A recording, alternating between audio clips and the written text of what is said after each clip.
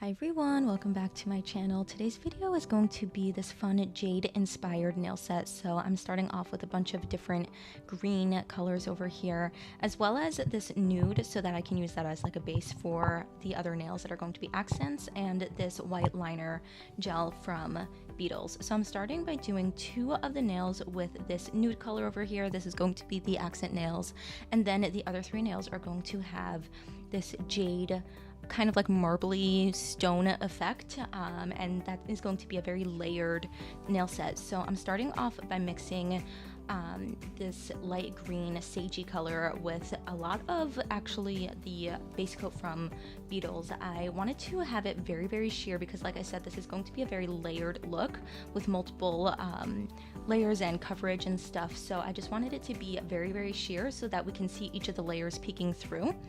But when I added the base coat, I kind of went a little bit overboard. So I do actually end up doing two layers of this very sheer green to build up the coverage just a little bit, but I still wanted it to be see-through because I am inspired by like a jade stone, and you can see lots of different layers and different facets of the stone, and I wanted to make sure that we can see each layer through it. So starting off at very small, because as we put on more and more layers, the color will build up and it will be more opaque.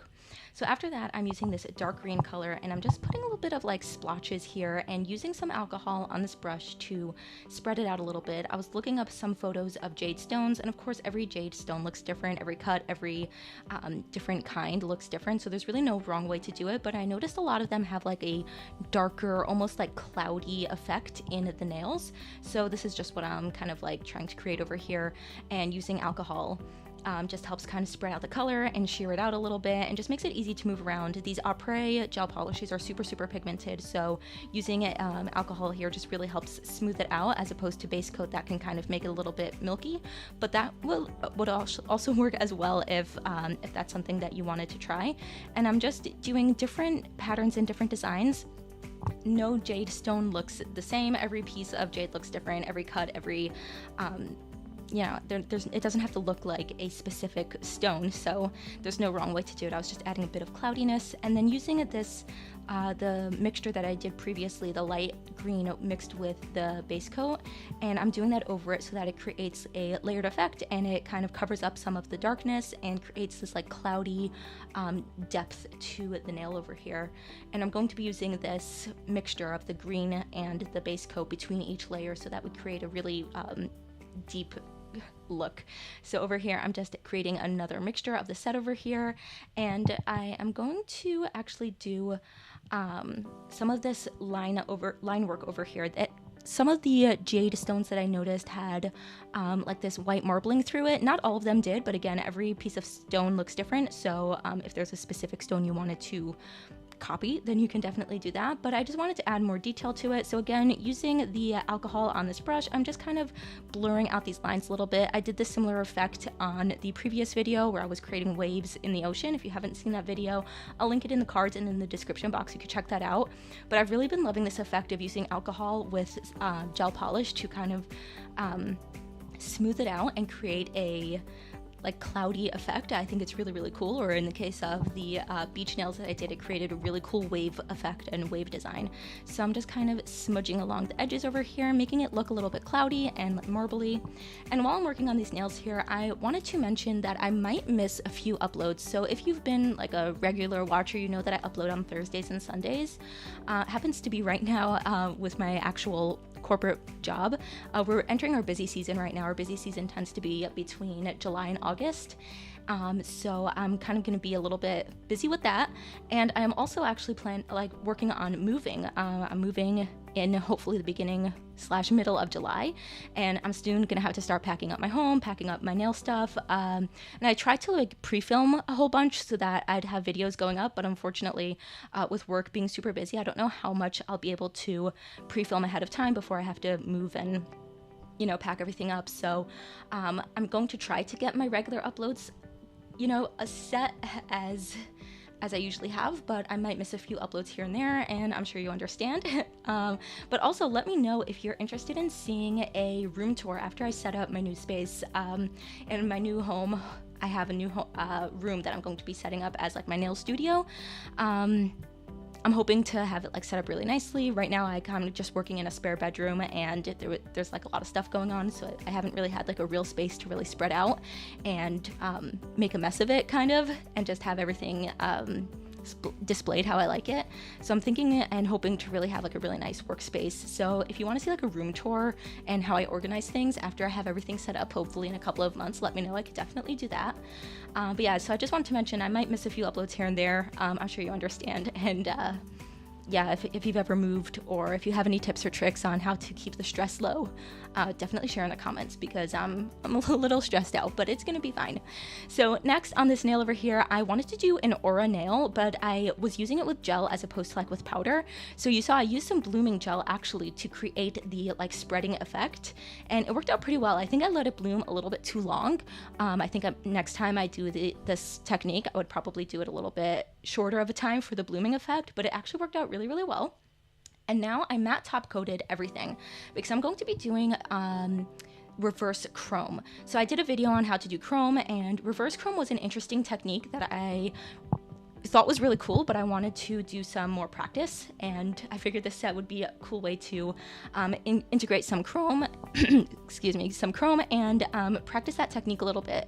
So I did a matte top coat first, and that was to protect the layer under, so the gel with the aura nail and everything like that. In case I messed up, I wanted to make sure that I had a layer of protection so that I had to remove everything in case I didn't like how it came out and I wanted to file it off. So then after I did the matte top coat as a protection layer, I did regular shiny top coat, and I cured that for 10 seconds. And then I placed the chrome over top. I rubbed the chrome over, as you can see, and now I'm doing the reverse chrome effect. So I'm using top coat to create the design that I want over top of the chrome. So I'm just kind of creating this little like frame or border around the aura nail over here, and then once I cure it, everything that was under the top coat will stay in place, as you can see here. And now I'm using alcohol to remove any of the chrome that was not top coated over. So I tried this technique a while ago when I did a chrome video. Again, if you haven't seen that video, I'll link it in the description box and in the cards in case you want to see that. And it was a technique that I just wanted to have a little bit more practice on, so I figured I'd do it here. And then just to add a little bit of interest and some fun, I found these really cute little gold butterflies in my sticker collection, and I thought it was really cute, and just to add some detail, I threw that on the aura nail as well. Now for this nail, I'm also going to be doing the isolated chrome, not the isolated chrome, the reverse chrome method, but I wanted to make sure that I had the placement right, because one of the things that was like complicated for me with that design was that you have to work with a clear top coat for the chrome, and sometimes it can be hard, for me at least. What I found difficult was that it can be hard to see what you're doing because you're working with a clear top coat, and it's hard to see where you're placing it, making sure that your shape is correct or how you like it. So I wanted to make sure that I had at least the placement of where I wanted to do the chrome mapped out beforehand. So I placed down the crystals before, and it worked out pretty well actually. So now after doing the top coat and curing it for 10 seconds, I'm placing down the chrome almost as if I was doing like a regular chrome.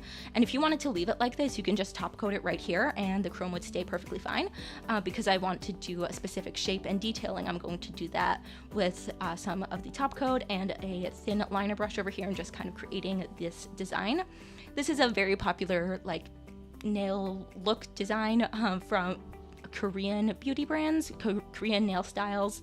I see it a lot as like an accent nail for different looks, and it's something that I've been curious about because I'm not really sure if I like it. It's an interesting nail design. It's I mean, you'll see it when it's finished. It's hard to really see when you're doing it the reverse method because, again, I'm working in clear, and I went over it a bunch of times so that I can make sure that everything was placed correctly. This is still a technique that I'm working on. You'll see afterwards I kind of missed a few spots, so I went back in to fix that after off camera because there wasn't really much to see. But it's still a technique that I'm working on. But when it comes to this design, it's something that like I see a lot, and it's not anything I've ever tried. So I decided, give it a shot, see how I like it.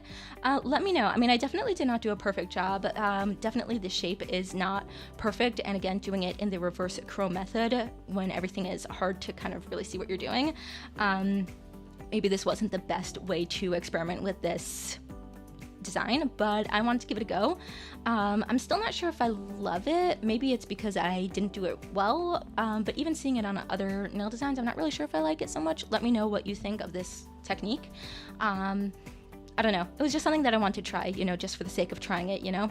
And now over here, I just wanted to add a lot of 3D elements. 3D elements are really popular and really trendy. 3D flowers, lots of 3D chrome, or just like that mermaidy chrome design, and using like gel, like crystal gel, rhinestone gel, sorry, I forgot the word, the rhinestone gel, to create like 3D designs is really popular. Having lots of charms and beads and gems on your nails is super trendy and popular, so I figured since I was throwing a few popular elements into the set, I would give it a go and just throw in a bunch of stuff. So I pulled out a bunch of different charms, beads, pearls, stuff that are too big for me to wear on my own nails, that I feel like sometimes get neglected or looked over in my collection, and I love using them because they're so pretty and they look so great, but sometimes like it's just too much for me personally. So you know, throw it on some nails that really look pretty, and then they don't get neglected or